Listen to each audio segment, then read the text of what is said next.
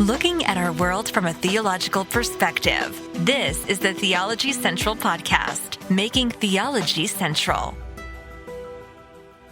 Good afternoon, everyone. It is Monday, April the 1st, 2024. It is currently 2:18 p.m. Central Time, and I am coming to you live from the Theology Central studio, located right here in Abilene, Texas. Now, many of you know that I grew up in the very, very small town of Buffalo Gap, Texas. At that time, the population was 250 people. Small little, I didn't even like to refer to it as a town. It felt more like I lived in the little village of Buffalo Gap, Texas. And Buffalo Gap is somewhat unique, or at least I found it to be unique. I really loved, there was a lot of things about growing up in Buffalo Gap that I really, really loved. I loved the kind of the history of that area. I had a lot to do with the Native American tribes at that time in that area, or, you know, in history. Them you bringing buffalo through that area and all the things we could talk about. There was some battles and things happening with the Native American tribes there. I think the Comanche tribe was very prevalent somewhat in that area. So there was a lot. There was a lot of history about the county seat. Was the county seat going to come to Buffalo Gap, or was the county seat or for Taylor County going to go to Abilene? And then there was issues with the railroad, and there was gunfights and all kinds of there's all kinds of just interesting history about Buffalo Gap. And there's the Buffalo Gap Historical Village is located there in Buffalo Gap. Just a lot of just interesting things about it. And it just, to me, as a kid walking around Buffalo Gap, I mean, I could walk around that town. There was never any concern about my safety. I walked around there 2 a.m, 3 a.m, 4 a.m. I walked around whenever, however, and never had to worry. Nobody had to worry about where I was or what I was doing. And it was just, and I felt like I was kind of transported, and I know it's not the right state and not the right setting, but in my brain, you know, I loved The Adventures of Huckleberry Finn. I loved Tom Sawyer. I love those books. I read those books religiously. Tom Sawyer and The Adventures of Huckleberry Finn. I don't even know how many times I would read them. And somehow I could read the book, and when I walked out my front door, at least in my mind, I was transported there, even though obviously I'm in West Texas. It's not the same setting, but I just loved it. I loved it. And if I was to walk out of my front door in Buffalo Gap, Texas, if I were to walk out my front door, right across the street was this, like, I think it was built in like the early 1900s. It may have even been in the 1800s. It was just this old, it used to be a house. There was what was cool about it is, I mean, it was abandoned. There was no one there, but it just felt like it almost like when you walked out the front door, like you were back in the Old West. It was like something from the Old West. And right next to the house, there was a well, right? Literally, you could go and climb down into the well, and there was this like freezing cold water down in the well. I don't know. We probably shouldn't have been playing down in there, but you know, we did. And then right behind the house, there was the railroad tracks. And on those railroad tracks, there were always they would always like, somehow they would take the train, and then they would leave certain cars there so that we would go play on those train cars all over the place. We'd play in them, on top of them. We would go running around on those train cars all the time. Probably. And then we would come there, and then we would hop the train and then ride it for as far as we could, and then jump off the train. And yeah, I mean, just everything we did was probably not safe, but we had a wonderful time there in Buffalo Gap. But if I walk out my front door in Buffalo Gap and I took a right, that would come immediately to like a street, and I would cross that street. And then there was like this, you know, residential area. And I would just walk down all the way down. And as you got down to kind of towards about midway there, right next to the right, it wasn't really a park. It was just all these large oak trees. There was nothing there but these large oak trees. It was just an open area. And we would bury treasure there. We would take, you know, who knows, and we would pretend like it's a buried treasure, and we would gather, who knows, all kinds of old stuff, and then bury it somewhere. And we did all kinds of things there. So we would play there somewhat. And then you would get down closer to the end. Then it would turn. There was a turn. and you would turn. Right there at the end of that street was a friend of mine who we hung out a lot with. His house was right there. Then you cross the main street. You would walk a little ways. It would turn again. You would come back down, and then to the left was Stewart's Grocery. It was like this old-fashioned kind of general store, right? And it was awesome because in there they had like a deli counter where you could buy sandwiches. They had all the drinks were like in the old glass bottles, right? And you had the little opener, the lid opener right there when you get your bottle out. It was awesome. We always went to Stewart's Grocery for everything. So there right across from Stewart's Grocery was Buffalo Gap Elementary School. And we would hang out there. They had a big open area with a baseball diamond, a place where you could play football, an outdoor basketball court. What was really what everyone loved about Buffalo Gap Elementary is, at least I can't speak for everyone else, I knew how to break into the school, right? So I would go up there and break into the school at 1 a.m, 2 a.m, and I would turn on the gym lights and I'd play basketball because I was inside. I could play basketball. Nobody bothered me. And then I never tore anything up, but I just figured out how to break in, and it was pretty simple. So I played on that basketball court all the time. All right. But then if you went right past Buffalo Gap Elementary, you started coming to this area and it would open up. All these giant oak trees, this big open area. Now, right to the left of this open area, there was like a cement platform. Like we would take like roller skates there and we could go roller skating on it. It was just like this little cement platform, but it was an area where on certain, at least once a month, they would have this big get together here, and they would have a band playing traditional country and Western. People would two-step right there on the little cement area. Okay. So that's there. Then the other area was this big area. And guess what they would have there? A big flea market. Every month, the Buffalo Gap Flea Market would be right there. And this area was known as the Settlers Reunion Ground. The Settlers Reunion Ground, right? And they would have all these people come selling secondhand goods. And it would be they would sell all kinds of things. When you're a kid and you had, a couple of dollars, you could walk around the flea market and find something. So it was right there. And so every month they were there. But when the flea market wasn't going on, and because what they would do, they'd have the little country and Western band for people to two-step there on like a Friday or Saturday night during the flea market. You would have the flea market during the day. When none of that was going on, it was just this big open area.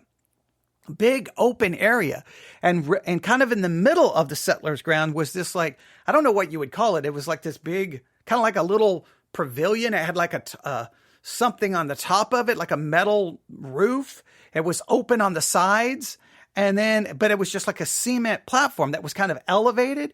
So, we would ride our bikes and you would stop by Stewart's Grocery, get you, something to eat, then go there to the old Settlers Ground, get on that little cement platform, and then it was cement, with the metal roof. And if it was raining, you would just sit there and eat and listen to the rain. And it was just a big open area.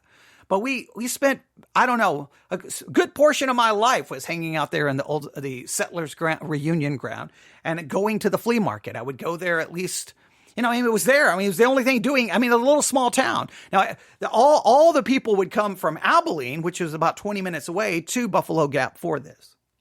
But the flea market. That's what I want to talk about. I want to talk about a flea market. Now, my normal way of thinking is when I see something like this, I'm like, oh, come on, this is kind of cheesy. This is kind of ridiculous. So I was just going to ignore the way they set this up. But I'm like, hey, I can at least relate to a flea market because I know what a flea market is because I spent a good portion of my childhood at a flea market once a month, okay, growing up in Buffalo Gap, Texas, okay? So I know what a flea market is. But that's not the kind of flea market we're talking about. But this is what happened. I was looking at the Sword of the Lord newspaper for March the 1st, 2024. I know it's a month old, right? But it just happened to be laying here and I had it open because at some point I was going to talk about this, but I never got around to it. So I'm like, you know what? Let's talk about this. So here's how they set it up. I know it's kind of cheesy. But maybe it will help get this into your mind because for all of this week, you're going to be taking a visit to a flea market. I know, it's cheesy. Just watch. This is how they set it up. The Bible contains a vast flea market. Now, when they say flea market, they spell it F-L-E-E. F-L-E-E, flea market. Not the way a flea market, an open air where people are selling secondhand goods, how that would be spelled. This is spelled in a different way. So let me say this again. The Bible contains a vast flea market with over 100 flea, F-L-E-E, verses. A flea market, F-L-E-E. The Bible contains over 100 flea verses, F-L-E-E. The Bible has over 100 verses that says something about flee, F-L-E-E. What you're going to do for the Sermons 2.0 app challenge for this week is you're going to be finding all the random sermons that talk about fleeing or flee, F-L-E-E, or fleeing, whichever version or whichever way you find it. Anything that deals with the idea of flee or fleeing, you're going to find all the random sermons you can, or not all of them, but you're going to be trying to listen to a random one each day with the subject of flee or fleeing. That's what you're going to be doing for the Sermons 2.0 app challenge, which we've been working on all of 2024. All right.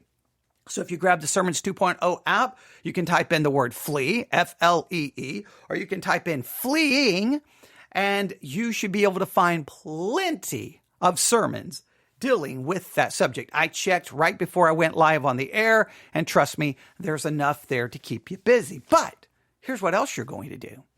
You're going to work on trying to find those at least minimum 100 verses that deal with flee or fleeing. Now, some of them you can say, well, I don't really know what to do with this. It doesn't really help you. It may be just like this person was fleeing from this person fled to this area, whatever tense they're using, right? Fleeing, fled, flee, however it's written. Some of them you may just say, well, that's kind of just giving me some historical information. Maybe you'll find something interesting. But I want you to try to find all of the verses, go through them, and then just try to put them in categories. Well, the Bible tells me to flee from this. The Bible tells me to flee from this. Or the Bible gives an example of fleeing from this. And just try to group them into categories. Categorize all of the flee verses. Right? So in a sense, take a trip. I know this is somewhat cheesy. Take a trip to the Bible flea market and gather all the verses about flee, fleeing, fled, whatever, however you find it. And then just see if you can group them in some categories. And then when it's all said and done, just write out a very simple summary of what you learned in regards to what the Bible has to say about flee or fleeing. So you're going to be listening to random sermons on flee, fleeing, fled, however you find them. And you're going to be finding at least, they say there's over 100 verses. They say there's over 100. I want you to find at least 100. And some of them you just may like, well, that's not really helpful. But the ones that you can say, oh, for example, we can go to 1 Corinthians 10:14. Flee from idolatry. There we go. There's one too. We could, Psalm 11:1. And the Lord put I my trust. How say ye to my soul, flee as a bird, fly to your mountain. That's Psalm 11:1. All right. Job 9:25. Now my days are swifter than a post. They flee away. They see no good. Those are just a couple right there. Now, what can I do with those? Well, flee idolatry, obviously. This would be things to flee from. Then you may have verses, things to flee to. You may have verses, things that flee away from, whatever the case may be, however you would like to categorize it. I don't want to tell you how to do everything. All right. But let me go back to this paragraph. Let's set this all up. The Bible contains a vast flea market with over 100 flea verses. A Sunday school teacher once taught that Lot and his wife had to run and flee from the fire because Lot's wife looked back, she turned into a pillar of salt. A boy quickly asked, This is in a Sunday school class. Well, what happened to the flea? Right. F-L-E-A, right? Hey, they had to run and flee. Well, what happened to the flea? Okay, look. I told you it was cheesy. The point is, flee, F-L-E-E, means to run, to shun, to avoid, to move, to go, and don't look back. There are times to face and fight. There are also times to flee and forget. Wisdom is knowing when to wait, when to walk, know when to stop, and know when to step. We are told sometimes to flee. We have to know when to flee. All right? Okay, we have to know when to flee. I think that's important, all right? And I'm looking at some of the other scriptures. They give a bunch of scriptures here. Here's one. But thou, O man of God, flee these things and follow after righteousness. Well, what things is he telling them to flee there? Flee, that's 1 Timothy 6:11, 2 Timothy 2:22. Flee also youthful lust, but follow righteousness. Right? Here's James 4:7. Submit yourselves, therefore, to God. Resist the devil, and he will flee from you. See, there's a lot of passages. So that's what you're going to do. So let's make it very simple. For the Sermons 2.0 app challenge for this week, the first week of April, we're going to be visiting the Bible flea market. What are you going to do? You're going to grab the Sermons 2.0 app. If you haven't downloaded the Sermons 2.0 app, please do that today. Go to the Google Play Store or the Apple App Store, download the Sermons 2.0 app. Once you download it, go ahead and sign up. It's all free. Register, do everything. And then just go to the Discovery tab, type in the word flee, F-L-E-E, and see what sermons show up. You can type fleeing if you want, all right? You could type in fled, just every variation, every tense, right? Find all of the sermons, and once you have the sermons there, then just start scrolling through them. Don't look for what kind of church, just grab, hit play, take notes, all right? Now, while you're listening to those sermons and taking notes, in between sermons, you're going to grab maybe the Blue Letter Bible app, some kind of concordance. Look up the word flee, F-L-E-E, and find all the verses. Try to come up with at least 100 that uses the word flee. You can also look up fleeing. You could look up fled if you would like. I think the fled, well, you can look them up and see what you find. And then just try to put them in categories. Right? Flee from this or however you want to categorize them. You come up with your own clever idea, right? You see how you want to do so. And then at the end, just write up, what did you learn about fleeing? What did you learn about the idea to flee? What did you learn about that? All right. And I'm sorry, I'm being told that I need to flee right now because there's a severe thunderstorm. Okay. No, actually, we're just going to watch. Okay. So I don't need to flee. Good thing I turned off all of the alarms on my weather radio, because right now it would be going crazy and it would ruin this. But I ruined it anyway because my iPad kept flashing at me. Okay. All right. So there may be some fleeing going on here in West Texas today. We have a chance for some severe storms.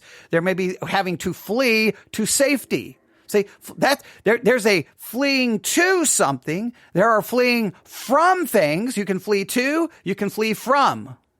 Something could be fleeing from you. Right? There's lots of different ways you look at it. But then you just write out and when you write out what you learned about fleeing, not only about all of those verses, after you've listened to your sermons for the week, just write out, what did you learn about the subject of fleeing this week from the sermons? Now, if I look at the Sermons 2.0 app, right now, where is it? Where is the app? Here it is. Yeah, I have them all right here. Here's some of the things I see when I type in the word flee. A refutation of Harold Camping's errors, the corporate church. Now, that doesn't use the word flee. I just found that one interesting because, I went to Harold Camping school. And he lost his, ever-living mind. So any refutation of Harold Camping's errors, could be interesting to me since I probably know all of his errors, okay? Then it said... this says pulled out of the pit of fear. It doesn't use the word flee. Oh, here's one. To flee or not to flee? That is the question. Well, that's good. Another one, 6 deadly sins we must flee. Then this one says flee, ... flee. All right, that's interesting. To flee or not to flee. So a lot of one use this one. Here's another one. To flee or not to flee. That is the question. That is interesting.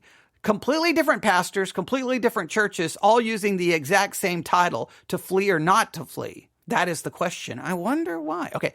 Flee from by fleeing to. Oh, that sounds very interesting. If we're going to flee from something, we may have to flee to something. That sounds interesting.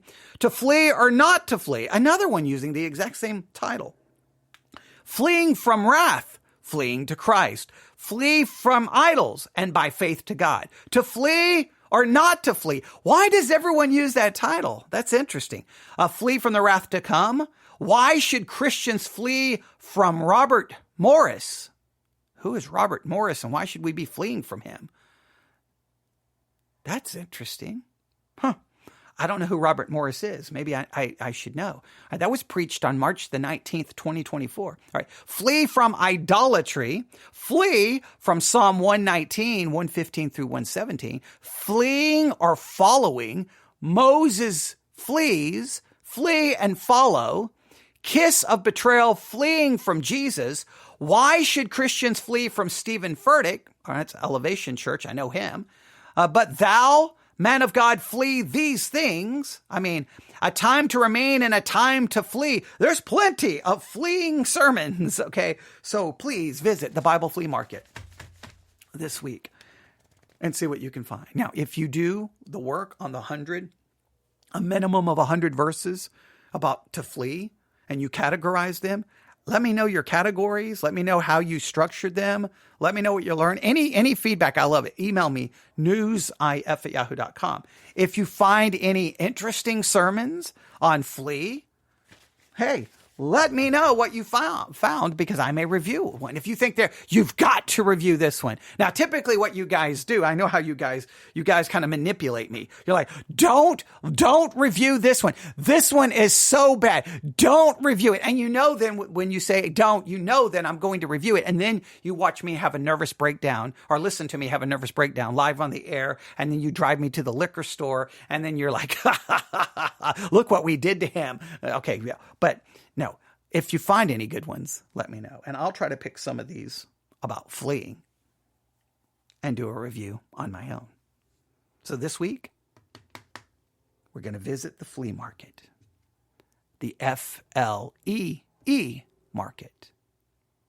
And in this flea market, we have over 100 verses in the Bible that talks about to flee or fleeing. There's countless sermons on the subject of flee or fleeing. I think we have plenty of things to consider and meditate on, and hopefully it will be beneficial for you. So that's the setup for this week, for the first week of April. Hopefully it will be beneficial to you. Just a quick update. First of all, thanks to everyone who helped support this podcast in the month of March. That was the best month we've ever had of individuals sending, small gifts. That was very beneficial. So if you would like to support us in the month of April, you can go to theologycentral.net, and hit the donate tab, or you can go to, if you would like to try it today, you can go to www.theology, if I can spell it right, theology, I'm going to the wrong page, theologyc.net.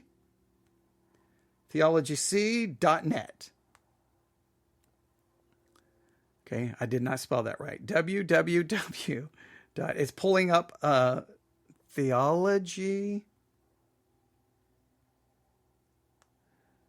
All right, it should be able to work. Yeah, Theology C. All right, there we are. Go to theologyc.net.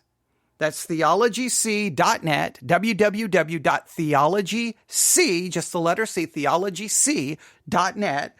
And from there, if you do the little drop down, you have the little give tab. You can give that way as well. So you can go to theologycentral.net, or you can go to Theology C, hit the give tab, or on the Church One app, you can hit the give tab or on Sermons 2.0 app, you can look up Theology Central and hit the Give tab.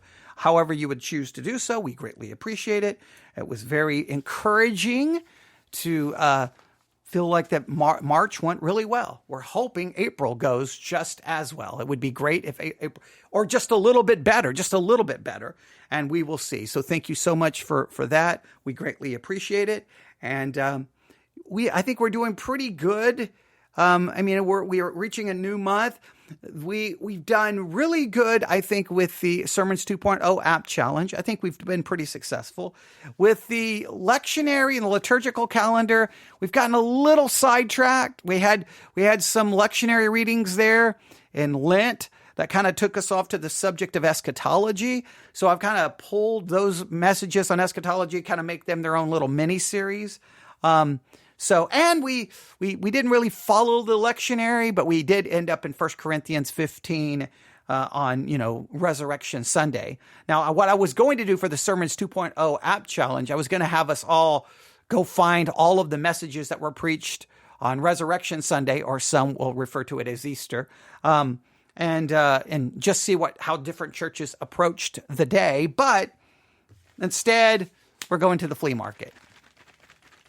So that's what we're going to do. So hopefully we have a good month of April here on the podcast. I hope we do.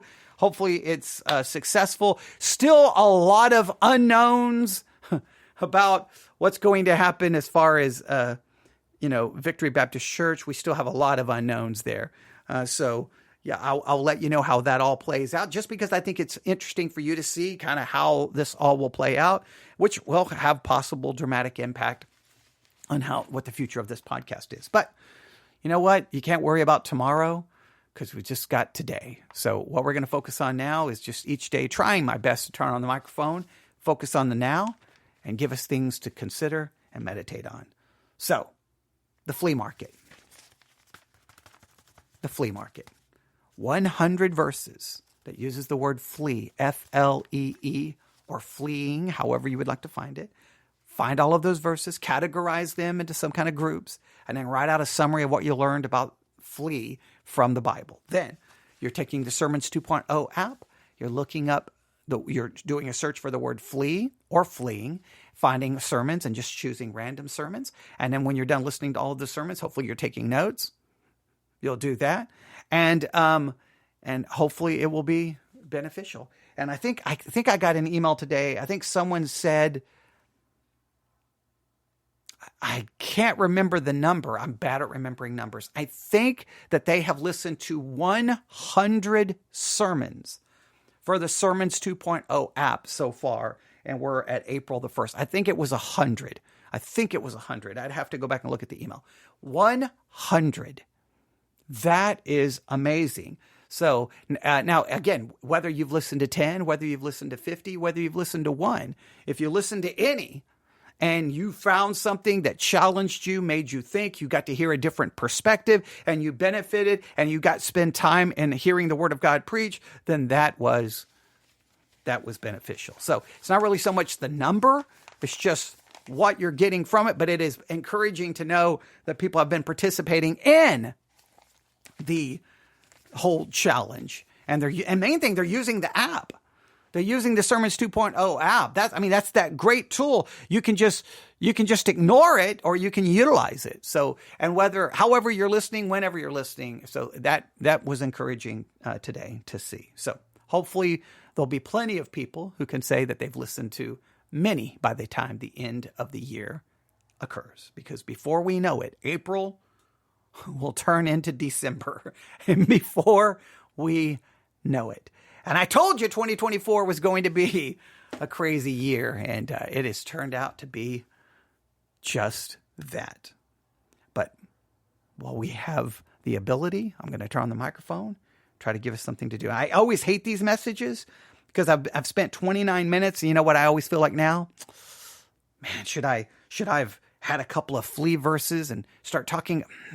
No, the goal here was to get you started. The goal here wasn't to do any teaching, but there you go. Go visit the flea market.